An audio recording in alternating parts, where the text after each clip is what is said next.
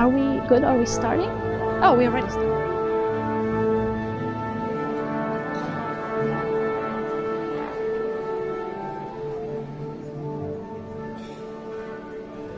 Hello, I'm Ksenia Stetenko, Ukrainian composer, and I'm pleased and honored to talk to Leah Batsta, who is the founder and artistic director of Ukrainian Contemporary Music Festival. Hello and welcome. Thank you. Thanks for having me. My first question to you would be probably the one you always answer. You're always asked, but still, it's very important. What is Ukrainian Contemporary Music Festival and why it's significant for Ukraine and for New York City? So the Ukrainian Contemporary Music Festival is an annual 3-day festival. So far, 3 days. Maybe we'll expand in the future. And we have 3 concerts, one each day, and at least one auxiliary event. We usually have an academic discussion or some kind of panel with composers who are attending. We do some kind of like conversation component. And I mean, I think it's especially important for Ukraine now as a way of giving Ukrainian culture greater visibility outside of Ukraine. But even before the full-scale invasion, we started in 2020, right before COVID.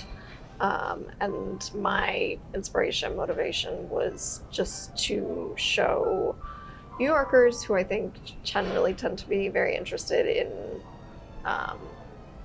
the newest things that are happening in contemporary music, what is happening in Ukraine, because I had not known prior to 2019 the richness of the new music culture in Ukraine. And after being introduced to that through some friends and colleagues and my own research, I thought, this is really exciting, and in some ways more exciting than some of the things that I think are happening in New York. And so New Yorkers should, love this and should know about it. And I think it's important for New York.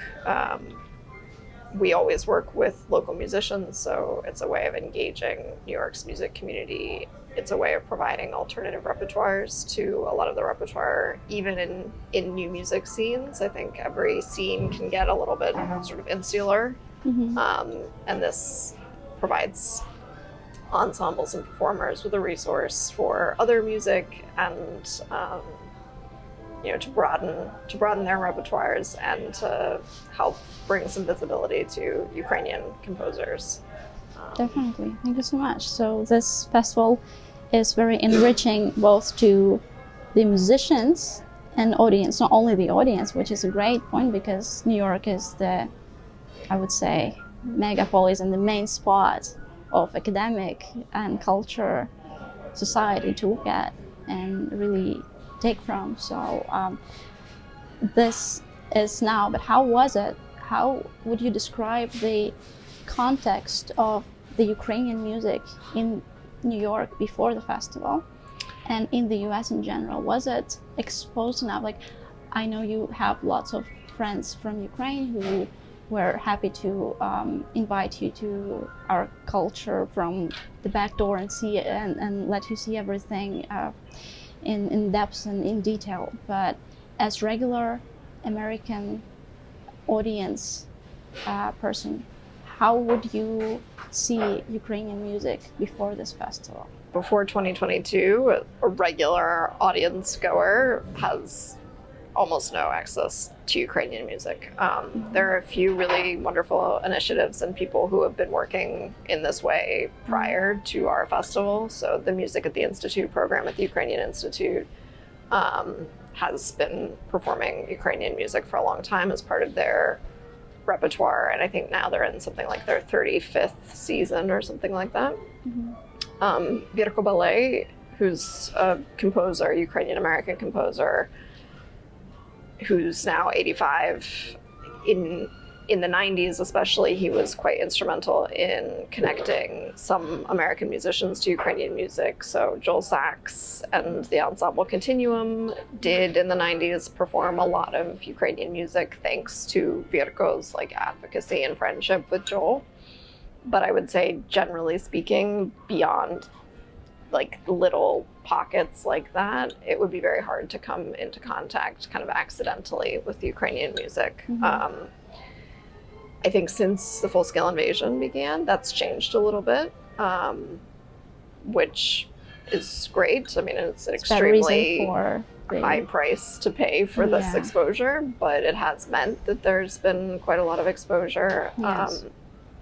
Lots of Ukrainian performers coming, obviously, to the US to perform, but also American performers and ensembles wanting to, you know, extend their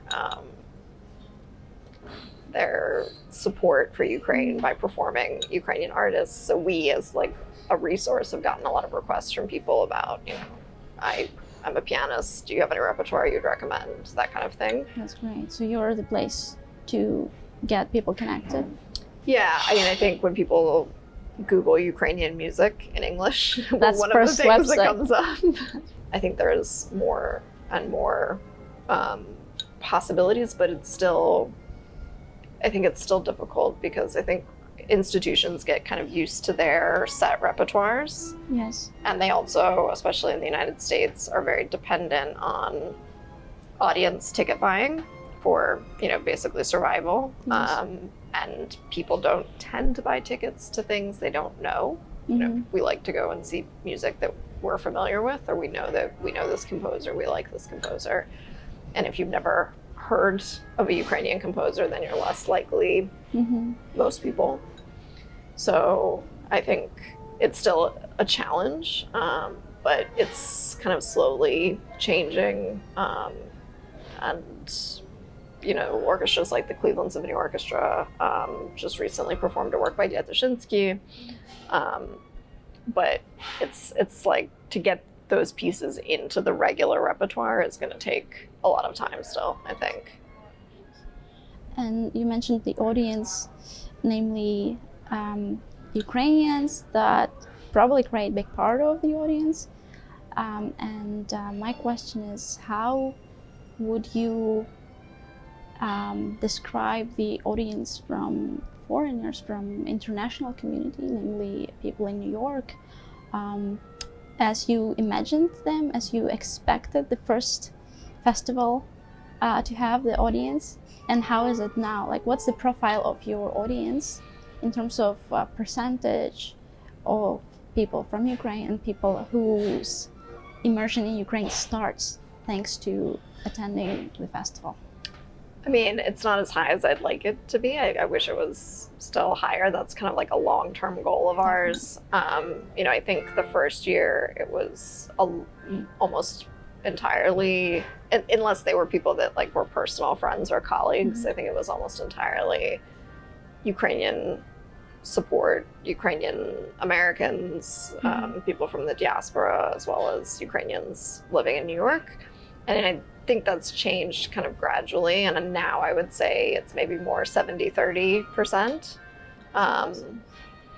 And yeah, I think part of that is working with American musicians. So this year especially, we're one of the things we've made a priority is to partner with American ensembles, not just American individual musicians, but also specifically like known ensembles who will have their own following and will hopefully bring those people with them to this event that will be Ukrainian music focused.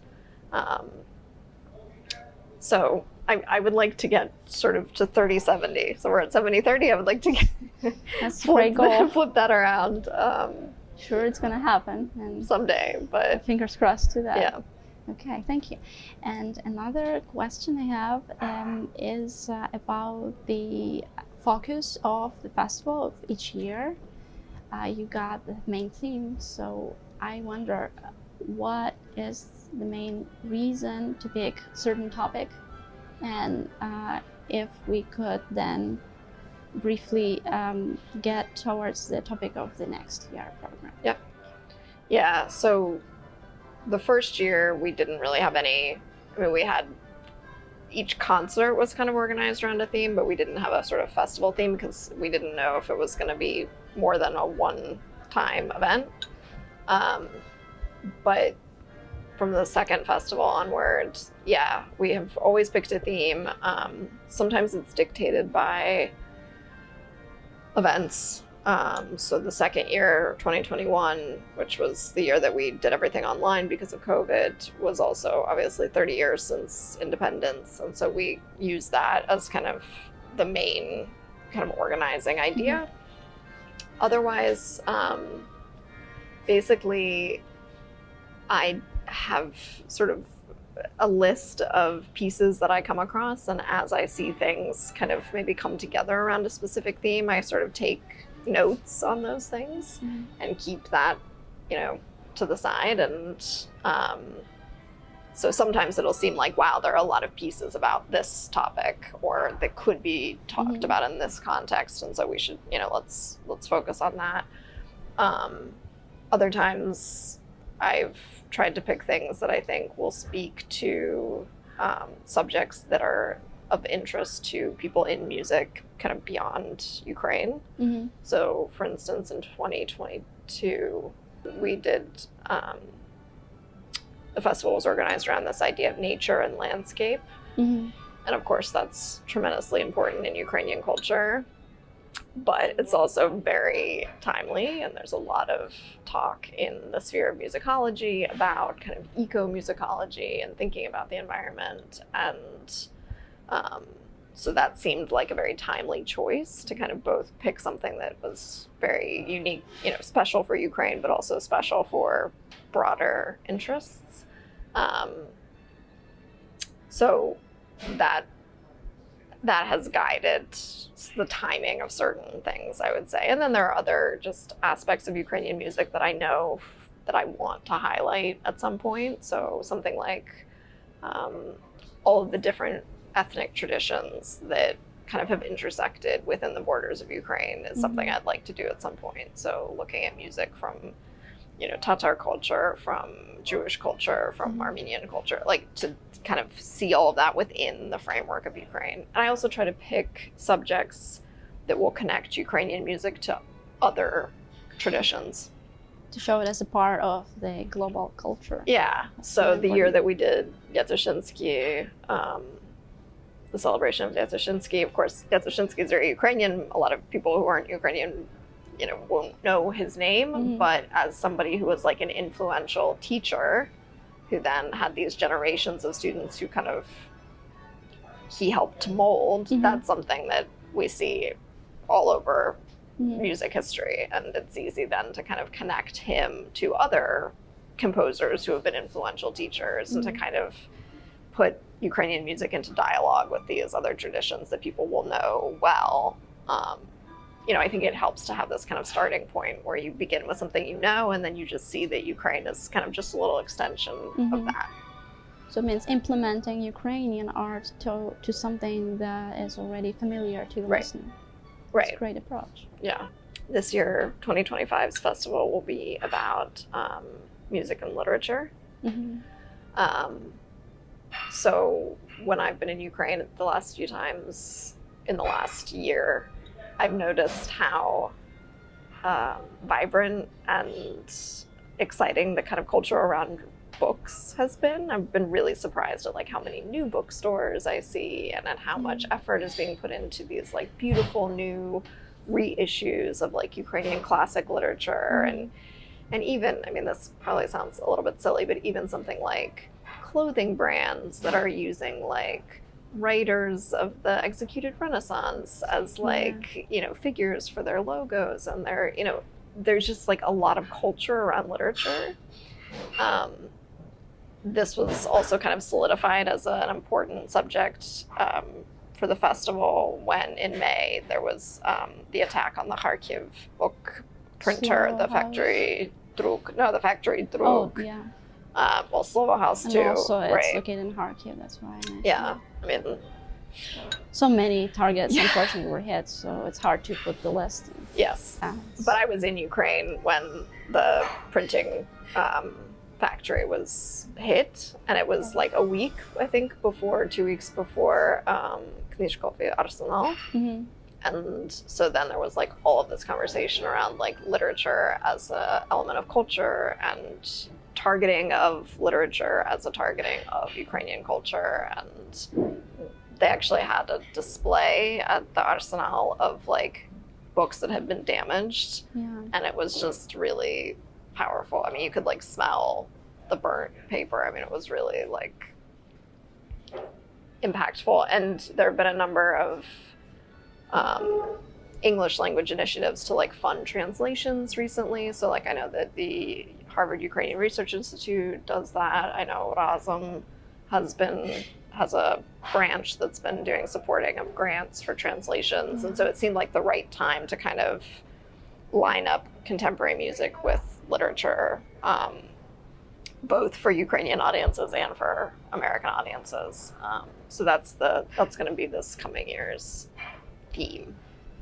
I'm looking forward to attending that and experiencing this, because it's not only about the one aspect but many, and that what I guess makes this very special. Since I've been very lucky and grateful to have my music performed and premiered during the last season of the festival, and I'm curious, what is your way of picking new names in Ukrainian music? How do you do that? Do you have some feeling about that, or do you align everything due to topic and availability, or is there any other way?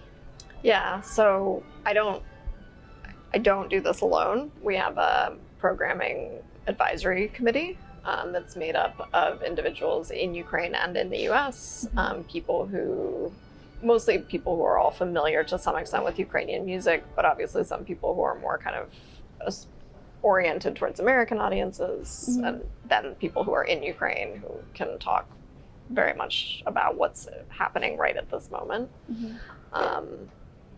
So I definitely we meet several times after the completion of the festival each year, and we talk about what to do next, and we sort of throw around ideas and names once we land on a particular topic.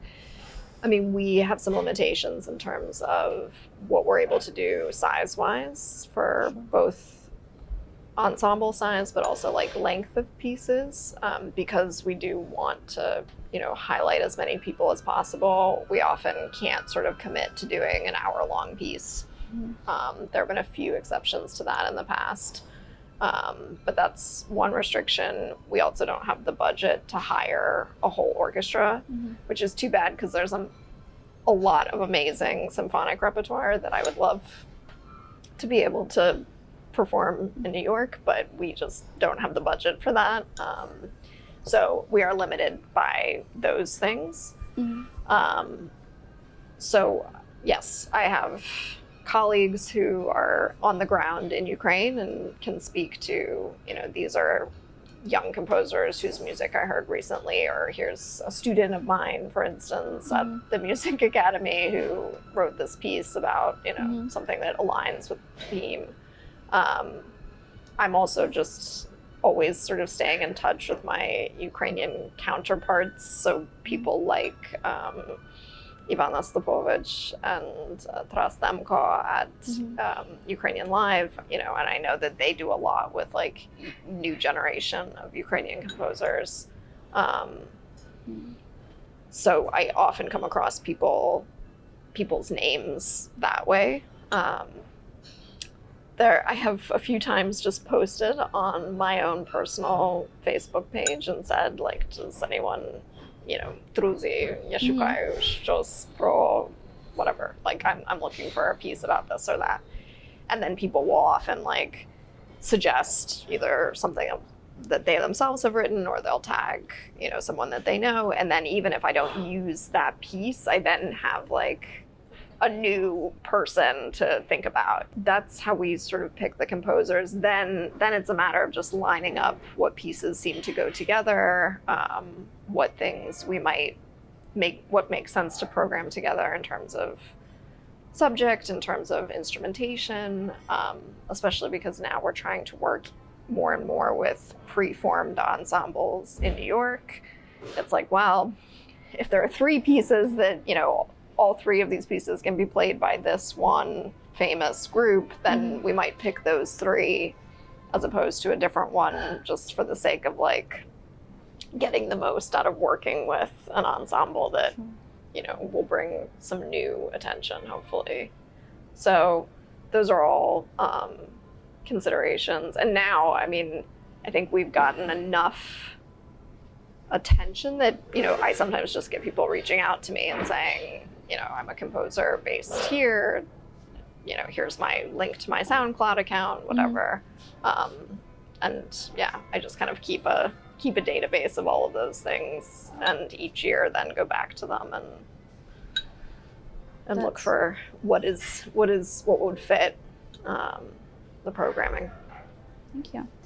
And how do you keep the established composers list? Because we have so many, and so many awards displaying and being known, being heard. How would you describe the programming in terms of putting, for example, putting one and the same composer in every year's program? Do you have those names? Do you tend to have those names, or you try to always pick up new established composer to show the variety of them? I would say, so probably there hasn't been a year that we haven't done something about Silvestrov, for instance. I mean, in part for us, that is strategic because he is very well known. Even he's probably the best known Ukrainian composer. That's right. So if there's Americans who know anything about Ukraine, that will be the composer they'll know, and that may attract their attention. In general, I try not to repeat too many people too often. I mean, the other thing is that there are so many composers that you also have a lot of choice. So it's not as difficult to say, oh, well, there's only 5 people to pick from. I mean, there's so many, and new composers all the time, young people writing music. But there are still many established composers that we haven't had a chance to perform yet that I'm like waiting, like Bibik, for instance. I would love to include, you know, his, probably not a whole concert of his works, but he has a lot of wonderful music. And so including him in a future festival is kind of on my to-do list. Definitely. It's a lot of balancing and lots of possibilities for the future festival programs. Thank you. And also I wanted to ask about the impact you see Ukrainian Contemporary Music Festival has done so far. Impact on the level of awareness of Ukrainian music abroad. Probably not only in New York City, but in the US and worldwide, since it's very nice that the festival has been broadcasted.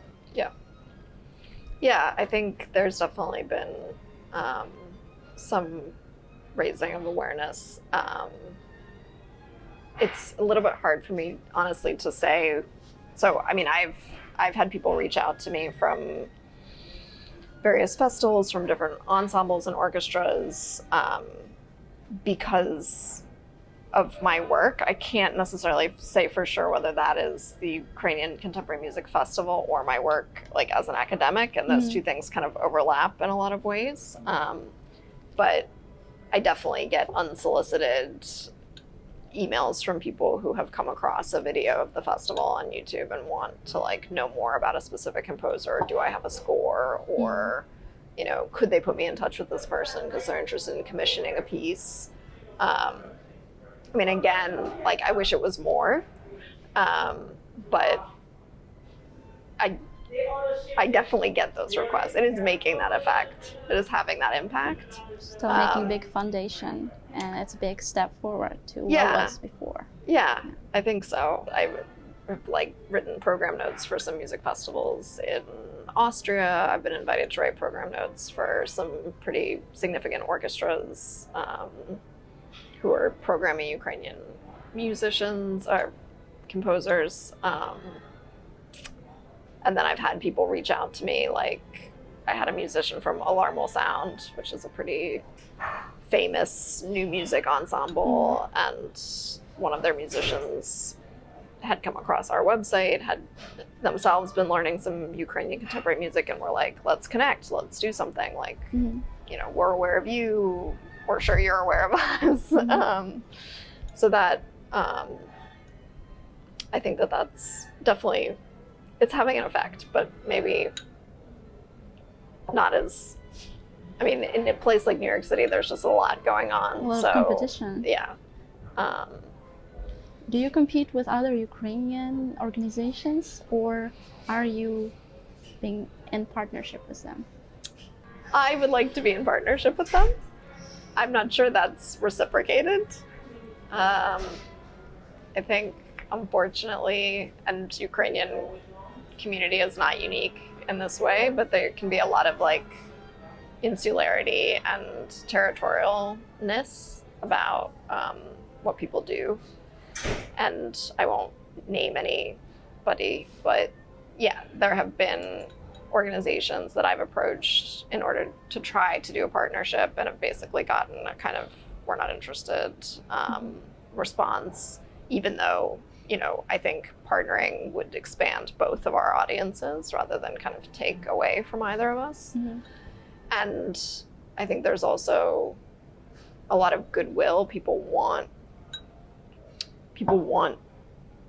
to do this work, to show people Ukrainian culture, and in some instances that has meant that organizations that are enthusiastic about culture but maybe don't necessarily have like the experience of doing this work will sort of then try to do it. And I think it would be better in those instances if we work together, as opposed to like us each trying to do our own little thing separately, instead of relying on each other and on the people in our community that know this work, this world. But I think a lot of people in the Ukrainian community will recognize what I'm saying when I say that I think there's a lot of like, yeah, there's some territorial, you know, competitive. And I think also just when you have a culture that has been so attacked for so long, I think there is an understandable instinct to want to be protective of it, even if ultimately that's actually counterproductive to what you really want, which is for that culture to be recognized on a world stage.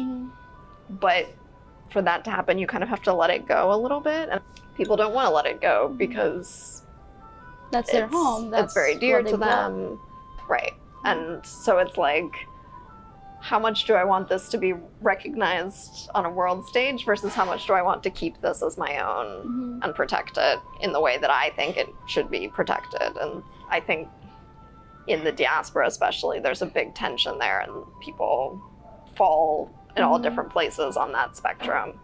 And so we obviously want it to be shared and played and profiled in the New York Times and performed by American orchestras. And I think not everybody wants that. Some people's instinct is like, well, no, bring a singer from Ukraine, bring, you know,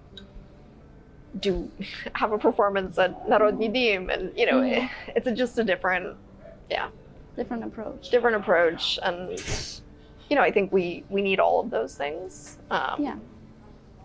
But as long as we're doing them all, it would be nice if we did them more kind of as a community together instead of fracturing. And I think there's still some like fracturing that goes on. There's some work to do, but that's a very interesting topic actually, because I see that as Ukraine abroad is basically divided into many pieces depending on the perspective and the time of the person leaving Ukraine and bringing that Ukraine of that time with them. And so I would want to say that Ukraine could be shown differently depending on how it was preserved and saved by many different generations, depending on how they left and when they left Ukraine. So they want to save it naturally and they want to live in it. So which of Ukraine's is in the main focus of your festival? Of course, it's contemporary, but contemporary also is a wide term. So do you try to make it as wide as possible, or you still are leaning towards being really the most modern in this approach? And I definitely could see you have modern approach to promoting that and being open and being cooperative with everyone. That's very Western, very needed in Ukraine too. But in terms of representing Ukraine, do you completely say no to showing this kind of traditional, classical, almost kitschy Ukraine, or do you mention that maybe on open tables as something to push from and move forward somewhere? Yeah, I mean, I think for us, it's mostly we try not to represent Ukraine in that, from that perspective, from that, I mean, this is probably an offensive way of putting it, but like the Sharavarshana Ukraine, which is not to say that it isn't important. I think it's a beautiful part of the Ukrainian culture.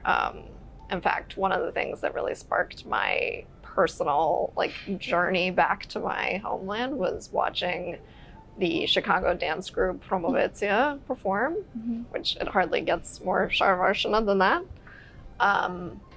But I think for us, we feel like that is already pretty well represented, and what's really not represented is the contemporary culture. I mean, we're also representing kind of academic culture, which is in itself already different from a kind of folk culture. Yes. This is, you know, contemporary classical music, art music, and not popular repertoires. So that already kind of shapes like the things that we choose, but we do still try to like have a kind of broad cross section. So we do sometimes program things that are extremely experimental, and you know, some people are just like, no way. But then we try to include music that we think will be more appealing to like broader audiences.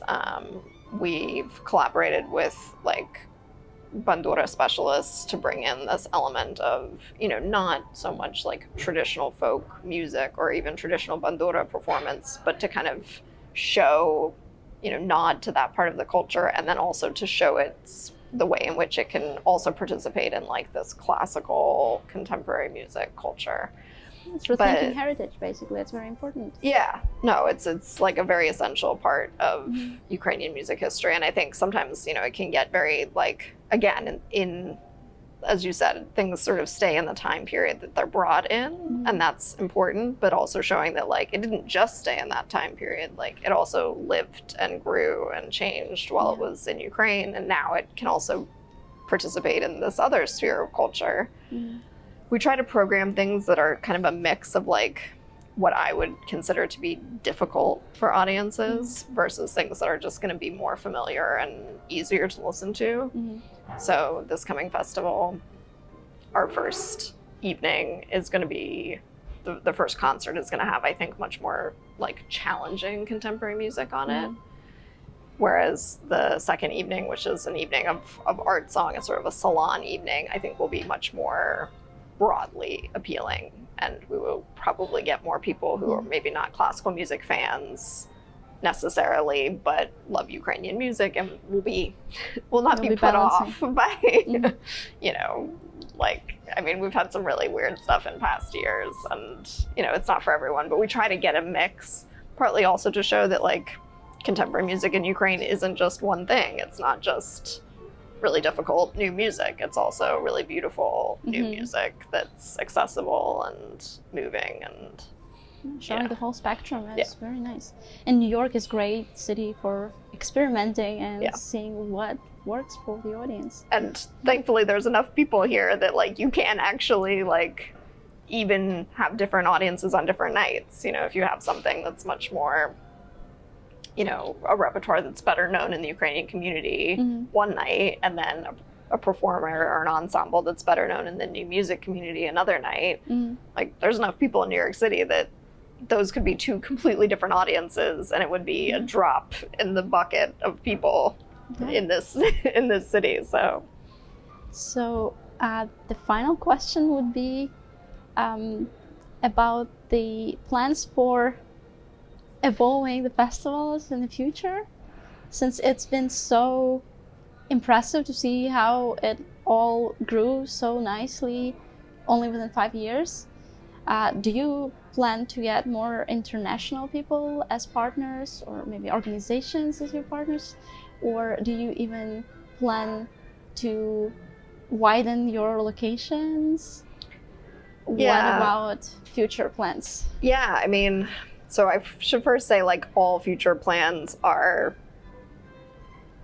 finance dependent. I mean, that's always an issue, especially for arts organizations. I would like to expand the amount of things that we do in a festival season.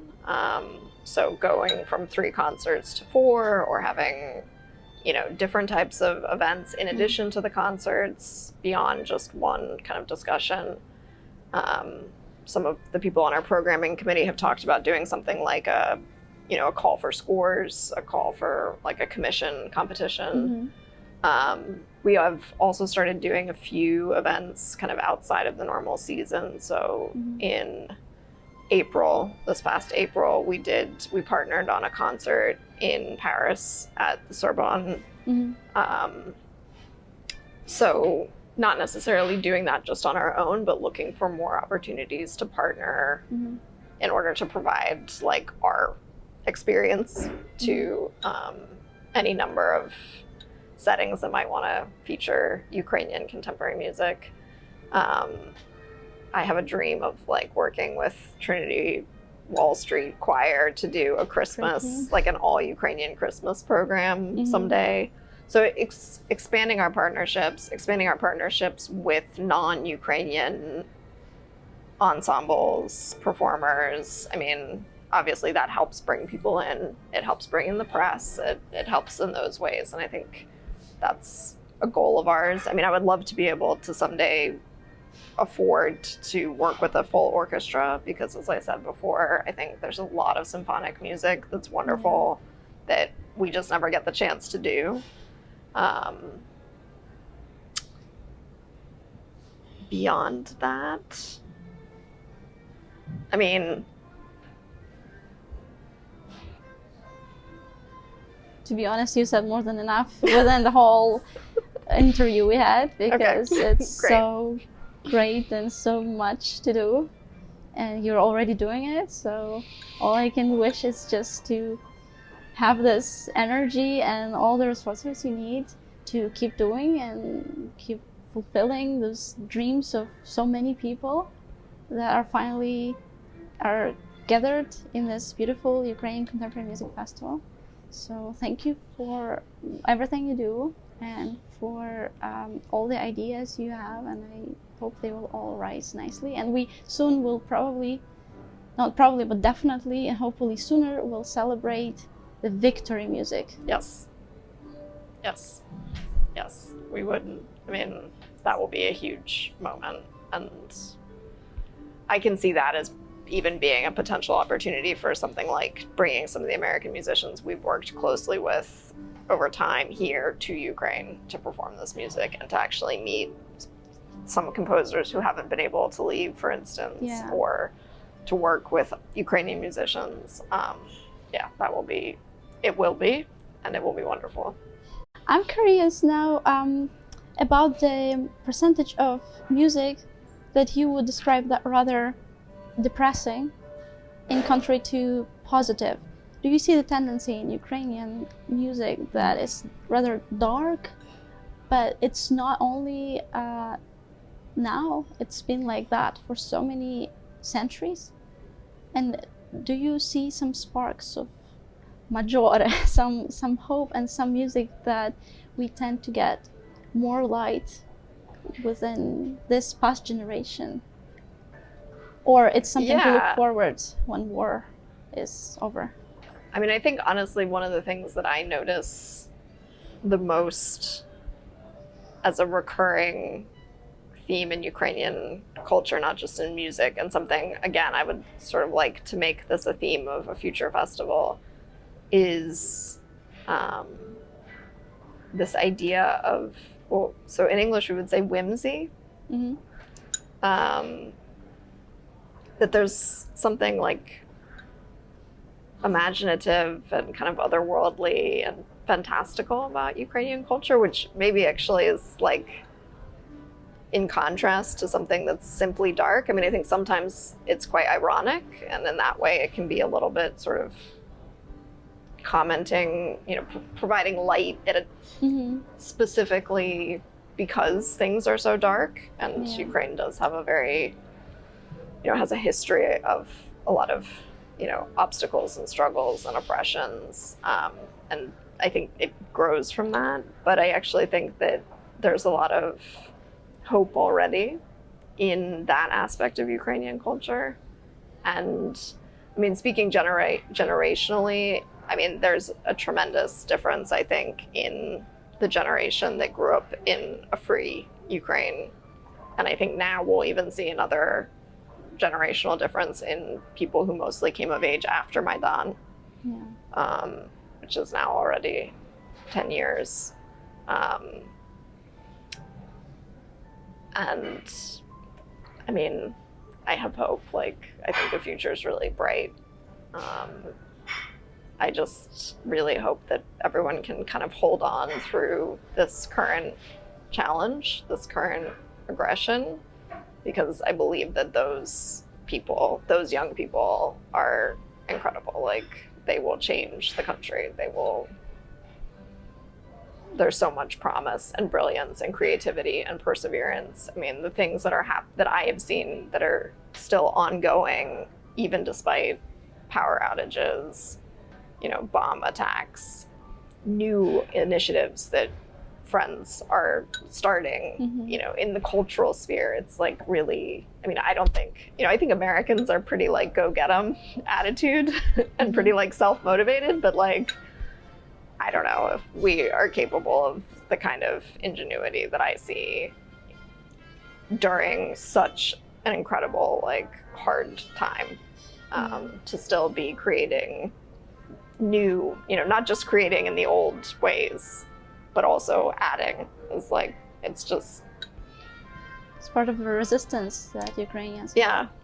And it's great for them to have support, and the festival actually is a great place and event to look forward to, being young composer, for example. This festival is something that motivates so many people to create and know that you will be heard and your message will be out there for people that actually care about that. So thanks again for creating this stage for Ukrainian culture in general in the international arena.